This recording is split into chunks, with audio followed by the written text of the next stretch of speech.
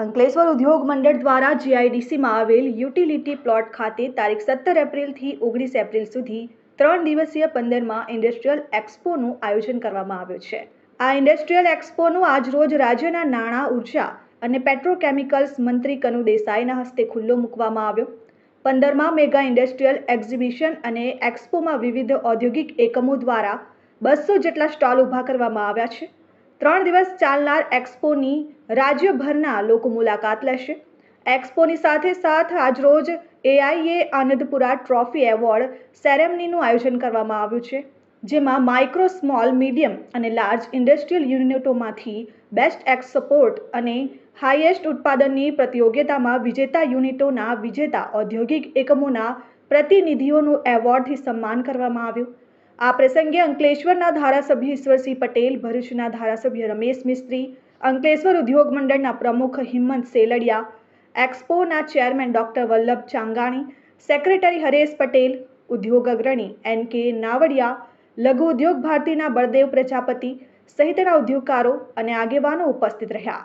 ગુજરાત એક દેશનું growth engine કહેવાય છે અને એનો યશ આપણે આપણા દેશના યશસ્વી વડાપ્રધાન માનનીય મોદીજી જ્યારે એમણે ગુજરાતનું સુકાન સંભાળ્યું ત્યારથી કે રોજગારી અને ઉદ્યોગના વિકાસ માટે વાઇબ્રન્ટ ઇન્વેસ્ટમેન્ટ સમિટ શરૂ કર્યું અને એમાં દેશ વિદેશના રોકાણકારો, ઉદ્યોગકારો તેમજ ગુજરાત બહારના બધા ઉદ્યોગકારોએ આવીને ગુજરાતને પોતાની કર્મભૂમિ બનાવી અને ગુજરાત એક ઇન્ડસ્ટ્રીયલ હબ બન્યું અને તેની સાથે સાથે મોદીજીએ ગુજરાતમાં સોલાર પોલિસી બનાવી અને રિન્યુએબલ એનર્જી જે સમગ્ર વિશ્વમાં ક્લાઇમેટ ચેન્જની પરિસ્થિતિથી આખું વિશ્વ ઝઝૂમી ગયું છે ત્યારે આપણા ગુજરાતમાં રિન્યુએબલ એનર્જી એટલે પવન ઉર્જા, સોલાર ઉર્જા અને એના લીધે ઉદ્યોગોને પણ જે પ્રોડક્શન કરે છે એ પ્રોડક્શન ગ્રીન એનર્જીથી કરે તો એને એક્સપોર્ટમાં પણ વધારે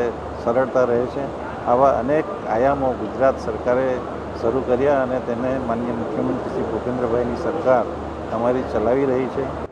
मैं कल्पेश कोठिया, रेनी लाइफ साइंस मैनेजिंग पार्टनर, આજરોજ અંકલેશ્વર ઇન્ડસ્ટ્રીયલ એસોસિએશન દ્વારા આયોજિત 15મો એક્સપોની અંદર રેની લાઈફ સાયન્સ એવોર્ડ માટે સિલેક્શન થયેલું છે અને અમે બહુ જ ખુશીની લાગણી અનુભવીએ છીએ કે આ ઇન્ડસ્ટ્રીયલ એક્સપો વતી જે બી કંપનીઓ જે પ્રોપરલી રન થતી હોય એ લોકોને એક બૂસ્ટર મળે છે એવોર્ડથી અને જોડે જોડે નેક્સ્ટ લેવલ માટે એ શું કરી શકે અને કઈ રીતે ગ્રોइंग કરી શકે એના રિલેટેડ प्रेरणा भी મળે છે। हम लोग सुपरनोवा इंजीनियर्स लिमिटेड को रिप्रेजेंट करते हैं।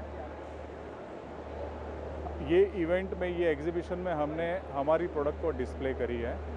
जो कैपेसिटी पीछे दिख रही है आपको वो 10 केवीए का जनरेटर्स है और गवर्नमेंट ने जो नए नॉर्म्स बनाए हैं CPCB 4 और CPCB के नॉर्म्स के हिसाब से हमने ये प्रोडक्ट डिज़ाइन करी है। मेरा काम है एक्सपोर्ट्स और टर्नओवर संभालना और ये सब मैं इसलिए कर पाई क्योंकि हमारी टीम बहुत स्ट्रॉन्ग है, वो बहुत यूनाइट होके रहती है और कभी भी मुझे अकेला नहीं करती ना हमारे मैनेजमेंट को अकेला करती। तो ये जो अवार्ड मिला है वो आई गेस मैं या मेरा नहीं है, वो पूरे टीम का है, पूरे सूर्या ग्रुप के सब एम्प्लॉयज़ के वजह से ही आया है। Dharmesh Patel, RN news, Ankleshwar.